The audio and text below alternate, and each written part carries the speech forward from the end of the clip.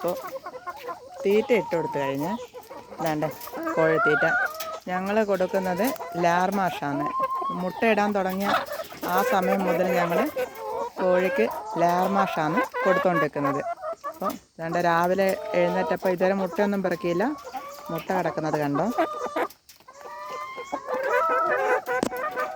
വേണ്ട മുട്ട.